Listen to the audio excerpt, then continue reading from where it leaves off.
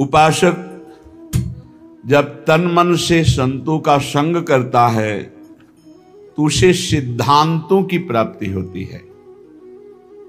अगर सिद्धांत से नहीं चलता है तो सत्संगी नहीं है।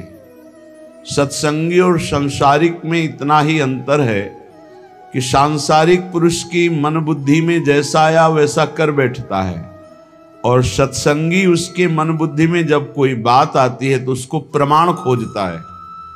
ये गुरु आज्ञा के अंतर्गत है कि नहीं है, ये शास्त्र आज्ञा के अंतर्गत है कि नहीं है। अगर नहीं तो वो नहीं करेगा, है तो भी करेगा।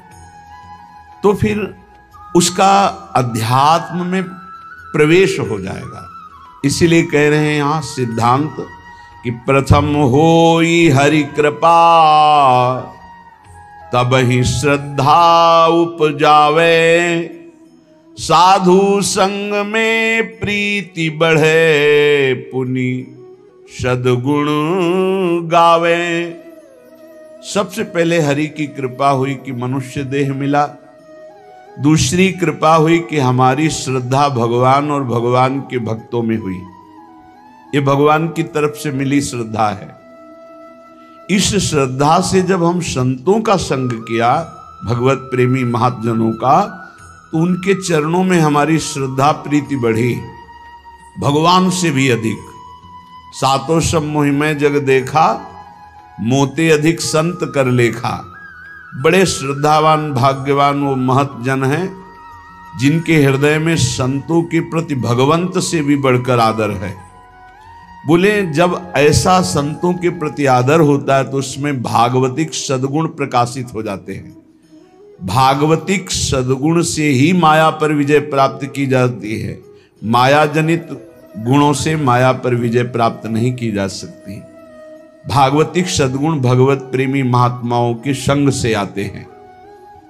जब किसी भगवत प्रेमी महात्मा को अपना प्रभु मान लिया जाता है, उनकी आज्ञा पालन की जाती है, तो भजन क्रिया जाने तब शब्द अर्थ पहचाने, होई अनर्थ निवृत्ति ज्ञान विज्ञान बखाने। जब संतों का संग किया जाता है तो भजन में प्रीति होती है पक्का। भजन न होई संग बिनु, भजन बिना नहीं प्रेम, छिनहु भजन न छाणिए, धरिए ध्रुवया नेम। भजनानंदी भगवत प्रेमी महात्माओं के संग का जब रंग चढ़ेगा तो भजन में प्रीति होने लगती है। भजन क्रिया जाने, कैसे भजन होता है।